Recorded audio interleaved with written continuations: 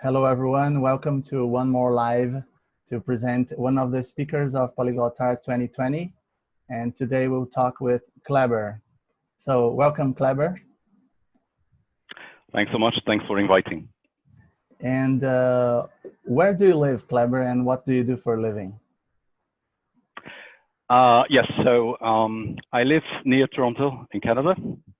It's one of the neighborhoods of Toronto, the Greater Toronto Area, or GTA as they call it.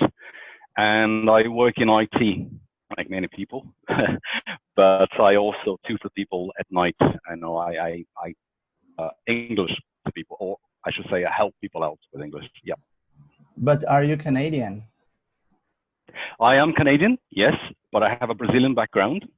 So every time I present myself as Canadian Brazilian. Okay, I understand. And did you go to Canada to work with IT, or did you work with it in Brazil as well? I actually work in IT in different countries. In Brazil, I was at one time in West Africa, in a country called Nigeria. It's a former English colony. I spent some time working for an English company in Lisbon, and then most of the time I worked here in IT. Yeah.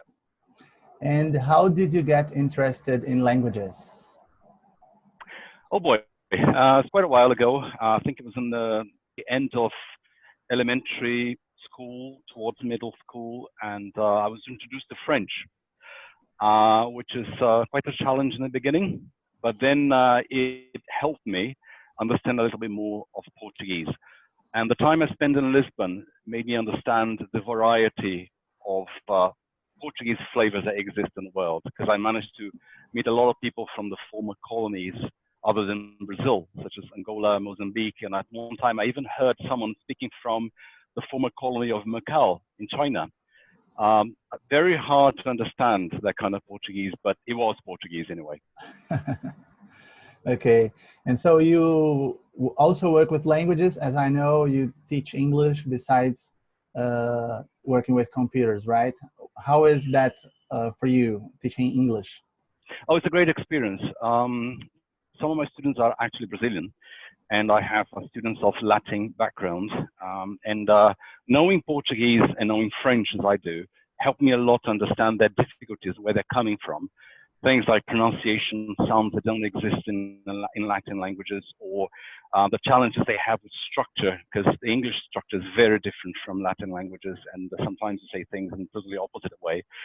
So I can help out a lot, and it's been a great experience because I've always loved languages, and I like to meet different cultures as well. Okay, so now tell me, what are you going to talk about in your presentation at Poliglotar? Yes, so I'm not going to give away a lot because I'll leave the mystery for the day itself. However, I'm going to talk mostly about the different aspects of immigration that people don't usually think about.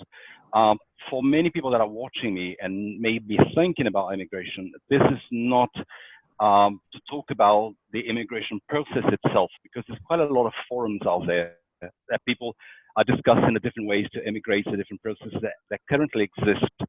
And I'm sure you can join one of those forums and find details about forms and length of processes and requirements and the kind of stuff. That's not what I'm going to be talking about. I'm going to be talking mostly about being an immigrant. What is it like to be an immigrant? What is it like to adjust to a new culture? Because it's very easy just to decide to go some other country and spend some time there, but there's a lot of adjustments that you have to make in terms of integrating into the new culture, and this brings a lot of challenges to people. So this is what I'll be talking about mostly, these challenges, and obviously how we can overcome them, and how to prepare yourself if you decided to emigrate. Yeah, we had in 2017 another talk about immigration to Canada, but she focused on Quebec. Is it different, the French and the English parts of Canada, in terms of immigration? I'm going to touch on Quebec as well, because they're very particular about not only their requirements, but language. The French part of Canada, and particularly Quebec, they're more demanding in terms of languages. The English part pretty much depends on where you live. In the big cities, because they're so multicultural, people don't really care about accents and that kind of stuff. If you go to the countryside, you might have a different experience, so people tell me. In Quebec, they're more protective of language, so they're very attentive and sometimes not fairly attentive to accents and the way you speak things. That they're more concerned about structure of the language and a good French. They're even more concerned about anglicisms. You know, when you use English words in French sentences, than the French themselves. The French they couldn't care less, but the Quebecois they're very particular about that, and they can be a nuisance at times. Yeah. I studied French for a long time, and some of my colleagues studied French because they wanted to go to Canada. And that was interesting. People studying French always to go to Canada, in my experience. And what are some of the difficulties you had to integrate in the country when you arrived? No, really. I was fluent in English, so I came to the English part of Canada. It was very easy to integrate here because I could go to immediately arriving here. I could go to interviews and I could talk to people. And because of my accent, I had an English teacher um, outside the country for a long period of time. So I inherited some of her accent. So many people thought I was English in the beginning, or some part of England, I'm not sure, and I find it quite amusing to see or to hear a Brazilian speaking English in an English way as opposed to a North American way. But it was very easy. I mean, this is one of the things I'm going to be touching on the subject of immigration, which is language, which is very important to integration. I mean, you better be prepared because the last thing you want to see happening here is to come to a country which is not yours, with different customs, with different culture, and not be able to communicate with the people here. That brings challenges in terms of jobs, but I'm not going to give away much more than that. Okay, but you didn't have problems with languages, but with weather or people, how to deal with people, or is it different? Because I From a weather, remember you mentioning that the weather in Canada is very hard and you gotta be prepared. Right? that's true. Preparation is of essence. You know, if you go in some other country, and Canada is famous for the cold weather, so don't come here in the summer thinking summer is going to be here for a long time. It's actually very short, and most of the time it's fairly cold to cold, and in many places. And the further north you go, and I see some Brazilians going to places like Alberta, um, and Calgary, Edmonton, and I have the impression they were not really prepared for that. Even though I try to help out a lot of people in some of this forum and telling people you have to know that you're going to face minus 50 degrees in midwinter, and it's normal. This is at 12. This is the warmest temperature in winter in those places. So actually, I was very surprised when I was in Quebec once, and Quebec City. Okay, I'm not talking about the province. So I was there in the summer, and I was speaking to one of the waiters there because he wanted to practice his English. So we were just having a chat, and he was talking about how difficult winter can be in Quebec because there is no subway, and it's a hilly city. So you just have to go up and down, and there are only buses circulating, and very often the buses in the winter they get delayed, and to be delayed out in the open air at minus 55 is not a pleasant experience. Yeah.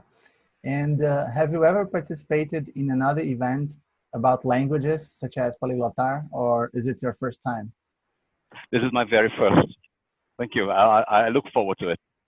And what are your expectations for the event?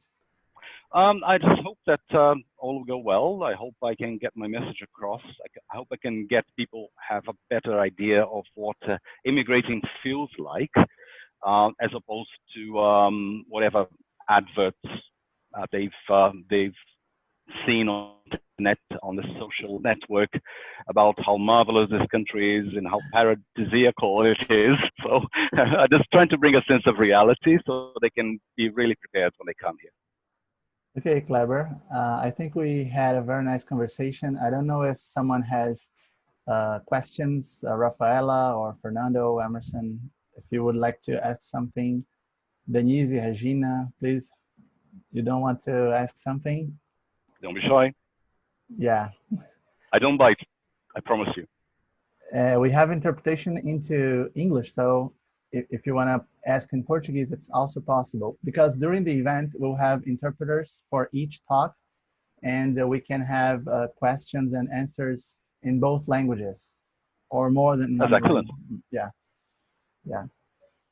So Kleber, I think that's it. But yeah, someone wants to make a question. Emerson, I'm going to allow Emerson to talk. Please, Emerson. Hello, Kleber. Thank you very much for your talk. I also look forward to listening to your presentation, seeing your presentation in a month's time. You talked about your experience mostly in Canada, but are you going to be diversifying that based on your experience in other countries, including Africa and Europe? Are you going to be including those different experiences or potential challenges that people may face when going to those parts of the world? Or are you going to focus on your experience and the work that you've been doing in Canada? Most of my time have been spent in Canada, so I'll focus on that. But obviously, I can touch on my experiences in other countries as well, because overall, the challenges of immigration are the same everywhere. I mean, you're moving to a different country with a different culture.